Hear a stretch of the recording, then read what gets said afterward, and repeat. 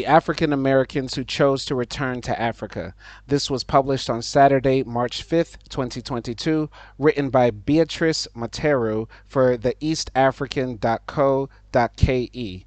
In this picture, we see a group of African American families at a get together in Tanzania.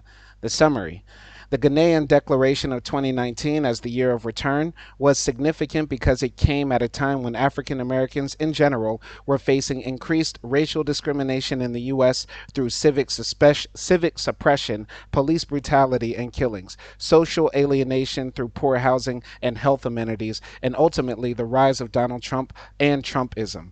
As I'm recording this video, I am making this video in Grand Bay, Mauritius, and I am beginning my backpacking journey through Africa. When Ghana declared 2019 the year of return, it opened the floodgates for African Americans, descendants of slaves captured and shipped out of Africa, to move back not just to Ghana, but to Africa. I'm not going to make that many asides here or digressions, but I want to talk about something. There are many people who believe that Africans sold other Africans into chattel slavery. Therefore, there was no racism in the chattel slavery system. It was a mutual benefit of Europeans and Africans working together, just hurting poorer people or people who were captured in war or slaves that were already there in Africa. I do not deny that slavery existed in Africa, but the slavery that existed in the Americas, from Canada to Brazil all the way down to Chile, everywhere where slavery existed in the U.S., was absolutely different than slavery that ever existed in human history. It was based on race and race alone. The physical phenotypical differences between white Europeans and black Africans. Now, the descendants of slaves that were sold by African kings or things like that, these kings or these kingdoms that were doing this trading were in no position to actually deny the Europeans, because the Europeans came with weapons and guns, and they were in a much more privileged or powerful position to force the kings to do some trading. As we see in colonialism, if you actually read and study colonialism, many of the European powers came to different places in the world and forced them to do trade. For example, in China, China refused to trade with the British, then the British forced them to open up, went to war, and then forced them to buy opium, right? Many other places in the world, this is how colonialism worked. So the Africans that did sell other Africans into slavery, this was not a mutual trade. It was a trade that was done with an overbearing force on one end and another force that had no choice but to acquiesce to the demands to do business with these foreign traders and colonizers. All right, so Ghana holds a significant place in the lives of African Americans because it was and has preserved to date one of the largest slaveholding ports on the west coast of Africa. I hope to go there one day to visit myself. St. George's Fort at Elmina, built by the Portuguese in 1482 and infamous for its role in the transatlantic slave trade through the Door of No Return, has been for decades a place of pilgrimage for African Americans seeking to make a connection with their ancestral roots. There are some people, unfortunately, and in my channel I try to combat talking points for people that are not empathetic to our cause or to our plight as black people in the world, or people who are actively hostile to our lives. So I try to counter all of these points. There are some people who would say, slavery was a long time ago. You need to get over it. But they would never say the same thing about the history of their people, as they have holidays in their countries or in their cultures or in their regions to celebrate some guy who lived 100 years ago who died for some cause or for some tragedy that happened to their people. They would never accept anybody telling them to get over it or to forget about it or that it doesn't matter. Slavery, of course, what happened to black Americans was actually not that long ago, right? There are still, slavery existed in Brazil until like 1890. And there are many people, actually today, there are still people enslaved. This is what human trafficking is. Formerly called white slavery, right? So slavery still exists in the world, but as it relates to our story as African Americans, black Brazilians, black people in the Americas or abroad who were shipped out to different places in the world, our story does matter, and we will not forget our ancestors who came before us, and we will remember the plights that we came through, all the struggles that we've overcame to get to where we are today. All right. But even long before the 2019 declaration by Ghana, many African Americans had visited Africa and some even moved here either temporarily or permanently. In 1961, for example, Maya Angelou moved to Egypt and shortly later to Ghana, where she joined a small, tight-knit expatriate African American community that included the great scholar and activist W.E.B. Du Bois, the writer William Gardner Smith, lawyer Pauli Murray, journalist Julian Mayfield, and sociologist St. Clair Drake. At the height of the American civil rights agitation, a number of members of the Black Panther Party moved to Tanzania and lived outside Arusha, where they formed a community calling themselves Afros. Decades later, many more African Americans are visiting Africa, doing genetic tests to trace the origin of their ancestors by ethnicity and tribe, and visiting the modern day countries as a way of finding their identities. I have not read this article in advance, but I think it's a disservice to talk about Black American repatriation to Africa without bringing up the story of Liberia, because it is a tragedy in some sense that Black Americans were sent there or some volunteered to go there, and then they ended up lording over the natives there and acting like European colonizers, taking some of that white supremacist or classist beliefs that they got from the Americas with them, because that can help us in the future as a people as we consider the ideas of repatriation to Africa or staying in America. What lessons can we learn from Liberia? The Liberian story and the Haitian story and all the other stories of our diaspora from all over the world that we know about and will never know about do matter, and they also give us lessons moving forward. The Ghanaian Declaration of 2019 as the year of return was timely because it came at a time when African Americans in general were facing increased racial discrimination in the U.S. through civic suppression, police brutality and killing, social alienation through poor housing and health amenities, and ultimately the rise of Donald Trump and Trumpism. All these factors had led to an increase in the number of African Americans opting to leave the U.S. Some chose to look beyond Ghana and West Africa and move to East Africa. Rwanda and Tanzania so far are host to a growing number of these returnees, and a quick YouTube search brings up a number of video channels run by returnees, documenting their lives and even advising other African Americans on how to go about making the move. Yeah, some of these channels I check out, so their names escape me, but if I remember the names right now, I would give them a shout out. But I support all Black YouTube creators or all Black people who are writing about the repatriation of our people to Africa. But I also do want to say that I do not think it's absolutely necessary for our people to leave America. We literally built America with our blood, sweat, and tears. On our backs, we carry America to this day, always standing up for democracy in big, big quotation marks.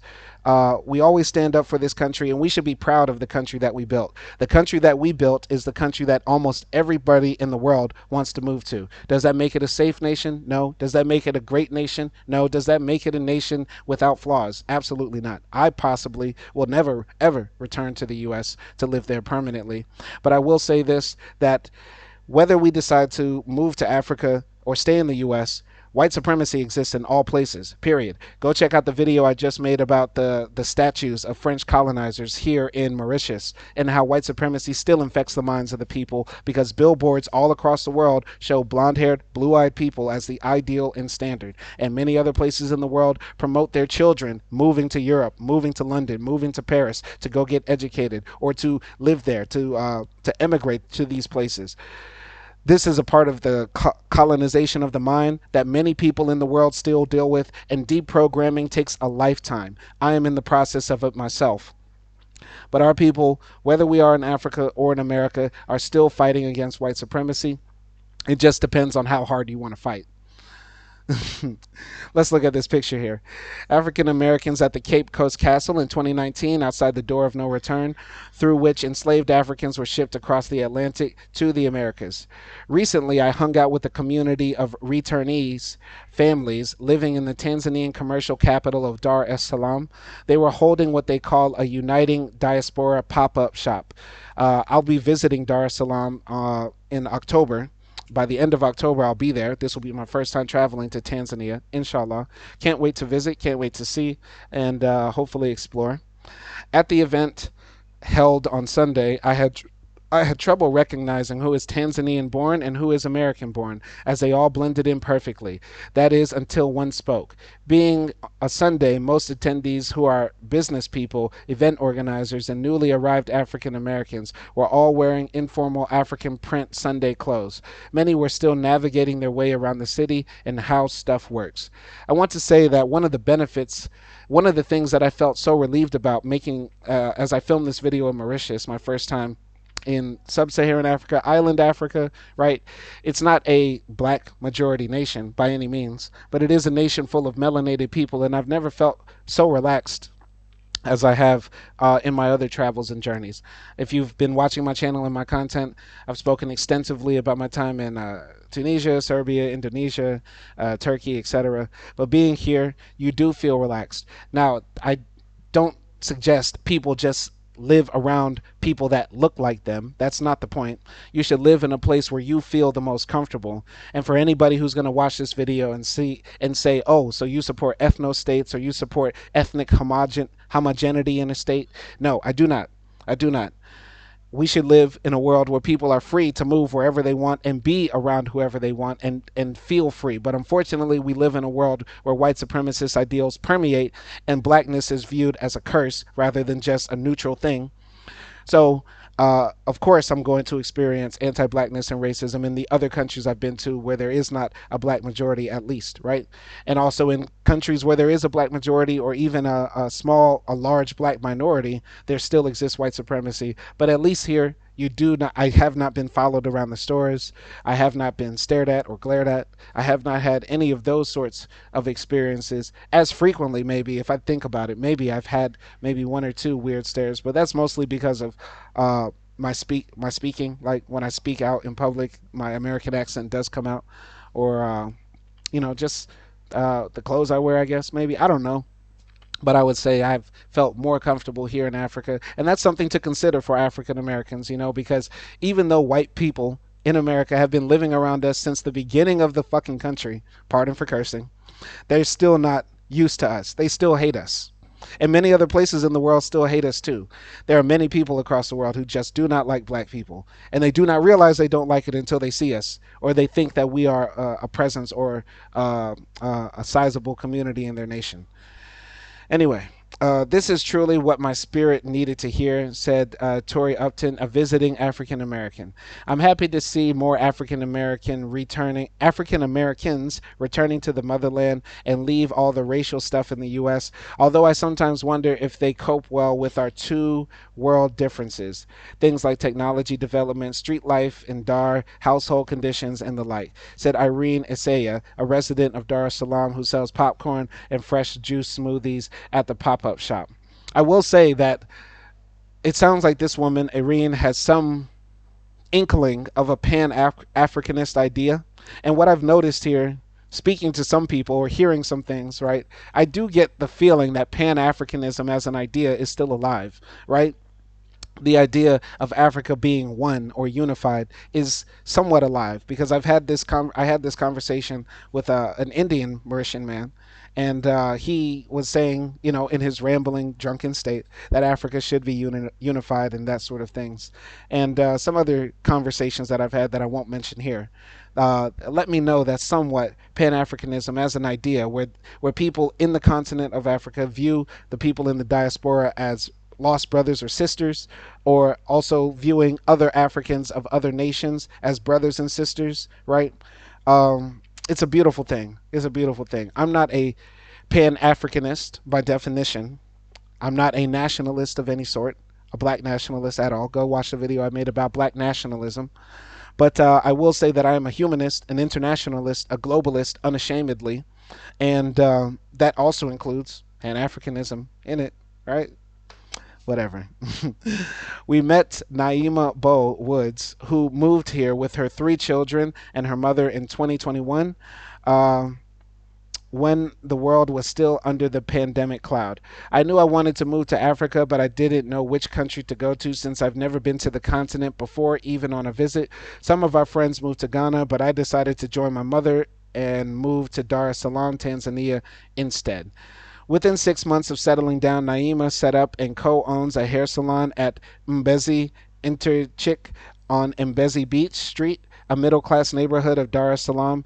Her mother, Yasmin Bell Woods, runs a couple of charity organizations, including Mheko Daycare, a charity educational center. Applause applause for these two beautiful sisters who went to Africa and actually are contributing. I hope if our people do decide, if they want to make that decision to emigrate to an African nation, that we go there with the best intentions of being law-abiding citizens, uh, workers, business owners, just cool people, not bringing that ratchetness to Africa. They don't need that. They don't need that. All right. The daycare offers free quality education to children from kindergarten to primary school education. It caters for orphans, street children, and those living with HIV/AIDS in Bunju, Dar es Salaam. Bo Wood says she was looking for a haven for herself and her family, and the fact that Tanzania did not close its skies or borders to international travelers during the COVID-19 pandemic made her decision to move here easier. That was It's not a regret. I don't regret it because, I was traveling when COVID happened. I was lucky to be able to travel. And I remember when a few countries were open during COVID, there was Mexico, Tanzania, Serbia, like three countries in the whole world that were open for travel. And I made the choice to go to Serbia because I had just lived in Africa in Tunisia. So just to see what it was like. I had never lived in Europe before, so I wanted to see. Maybe I should have went to Tanzania first, but I don't regret it and I wouldn't change it at all. And hell, I'm going to Tanzania in a few months anyway. All right. I am a fan of Tanzania's late president, John Pombe Magufuli, and we took his word as a welcoming note for us to come home, she said in a reference to his stance on COVID 19 and vaccines. She added that they traveled to settle in Tanzania just 6 months after making the decision to move. To Bo Woods, Magufuli's leadership in low COVID 19 cases in Tanzania was enough hope that this was the haven she was looking for on the continent. Naima and her mother are not alone. Many more African Americans recently moved to Africa to escape racism and police killings of black people in the U.S. I also want to say that while racism is a major, major problem in the U.S., there are other problems as well that would inspire African Americans to move. I don't want the narrative to just be that we're just running from white supremacy, because white supremacy exists across the pond as well. But I'll say that the economy in the U.S. is not working for most Americans, not just black Americans. We don't have guaranteed universal health care. There are some African nations that offer that. We don't have accurate safety or adequate safety for our people because gun violence plagues the entire nation. Go check out the videos I made about mass shootings. So while racism is still a big problem, it's not the only thing that's making African Americans move, right? Um, so I moved to Tanzania for my family, said Tim Ford, who left Memphis, Tennessee, and who, together with his wife, Siobhan, see Tanzania as an ideal country to settle and start a new life and without having to look over his shoulder all the time because he is the wrong race or color. We were looking for somewhere close to what we think is our ancestral origin. We were once in Jamaica and we loved it there, but as African Americans, we wanted to settle somewhere close to home, and that's Africa, said Ford. He said they wanted to settle close to the origin of mankind, which is the Alduve Gorge in Tanzania. I've heard about this place. This is the place where the oldest human remains have been found. Listen, once again, I'll just say if African Americans feel more comfortable in Africa, they should go. If African Americans want to stay in America or Brazil or Mexico or wherever we are in the world, we should stay. It's our choice. It's our individual choice. We should not compel our people to do one way or the other, right? We can serve the purpose of our mission of fighting white supremacy in all fronts because the war is everywhere. The war is everywhere. A YouTuber, entrepreneur, and herbalist, Ford said that the happy faces on the streets and the warm welcome he and his family received when they first got to Tanzania won him over. That was the most amazing part, he said, laughing out loud, adding that we thought Africans don't like African Americans. Yeah, that's a lie. All the propaganda that's happening right now, but with the diaspora wars and the FBA versus everybody, it's a lie. There are good people in all countries. Everywhere you go, you can find good people. And I want to say that while African Americans are going to Tanzania, Uganda, Rwanda, Ghana, wherever we're going, right? We do have a different circumstance than the indigenous people who live there. While, yes, some would say that it's our birthright to be in Africa or to be in an African nation, right? People in those countries might feel like we are just as bad as the white people that come. That we're just as bad as the as any other rich tourist who says, "Oh, Tanzania is so nice. It's so cheap and it's so sunny and the beaches are so warm." Right? We do have some differences because of the economic standpoint. You know, if you're able to move to Tanzania or Ghana and make US dollars online, or if you've had a savings account from your government job that is now paying you out, uh, hundreds or thousands of dollars every month due to your pension, you're going to a place where people are barely making $300 or $400 a month. So we should not try to make Tanzania seem rosy or Ghana seem rosy or any African nation seem rosy or any other place we go, because as immigrants coming from a first world, quote unquote, first world nation, we are at somewhat of an advantage and a privilege, and we should acknowledge our privilege, and we should try to move to these countries with respect for the people there, and also advocate for change in those countries to make it a more equitable society, as we would in our own country, right? Let's not move to Tanzania and support the right wing. Let's not move to Ghana and support their version of Trump. Let's not do that, please, please, please. Okay. Before deciding to settle in Tanzania, Ford and his family visited Kigali, Rwanda's capital, which has the honor of being Africa's cleanest city. But apart from the city being clean, we did not feel like it's a place for us to settle, a place we can call home. And then we moved to Dar es Salaam, and here we are, said Ford. He says he can relate to the Chaga people who live in the Northeast and the Kilimanjaro region because of his entrepreneurial skills. Within his 9 months of settling in Dar es Salaam, Ford organized a Uniting the Diaspora pop up shop to bring together African Americans in the city for a meet and mingle event. Since we got here, we have been helping other African Americans settle in Dar through our YouTube channels and events like this. Once in a while, they hold the pop up shop and offer children entertainment, raffle giveaways, food and dessert vendors, and other products. There's always music. It also provides a platform for people to network with like minded people as well as fellow African Americans, but it's not all rosy, holding hands and singing kumbaya. Ford confesses that he grows homesick sometimes because he cannot find genuine people with whom to build and connect. Most people I met during my first few weeks here had a hidden agenda, both locals and my fellow African Americans. They were all looking to gain something from me from the pop up fair. That makes me miss my family and friends I left in the U.S., he said. But Ford and his wife Siobhan look at other aspects of their lives and are grateful. For example, the food and the weather have been easy to adapt to. The weather especially tops their list of likes, although they confessed it is a bit too hot this year, but still perfect for a day on the beach.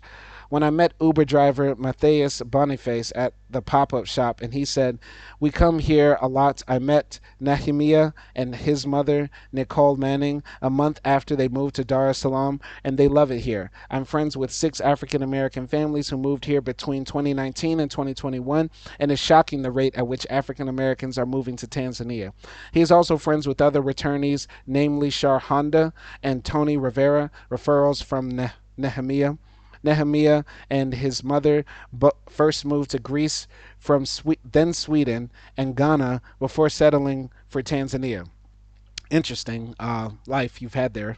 Since 2019, a number of African Americans have moved to and settled in Dar es Salaam around Mbezi Beach, Kigambie, Mikocheni, and Bahari Beach streets, but also upcountry in Arusha, Moshi, Iringa, and Mwanza. Pardon if I'm butchering the names.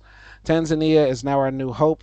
We are yet to establish our businesses due to a few processes with Tanzania immigration. But when we relocated, we brought our expertise and intentions to build with our brothers and sisters, said Ford, expressing optimism.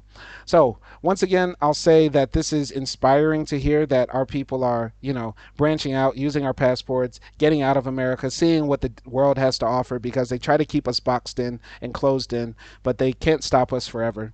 Uh, and I'll just make this clear again. As I go and explore on my journey as I go to Africa and other places in the world, I will never, ever be boxed into a category. I will never let anybody tell me, you are black, you should be in Africa if you want to be safe, or if you want to feel comfortable, or you should go back to America if you want to feel comfortable, or whatever, because I demand respect wherever I go. Nowhere in the world should it be okay for you to follow black people around the mall or around the store. Nowhere in the world is it okay for you to assume things about us just because what you've seen on TV or what you've seen on the internet. Nowhere in the world is it okay for you to refer to our genitalia, or to refer to our sexual nature in a certain derogatory way, or whatever sick fantasies you have regarding our sexuality or who we are as a people, because we are all humans on this planet, first and foremost. And everybody, wherever they go in the world, should be allowed to be free, happy, and safe, and not be treated like a second class citizen, which has happened to me in almost every other country I've gone to on this planet. So that's all I have to say. Thank you for watching. My name is Simon Hill. Peace.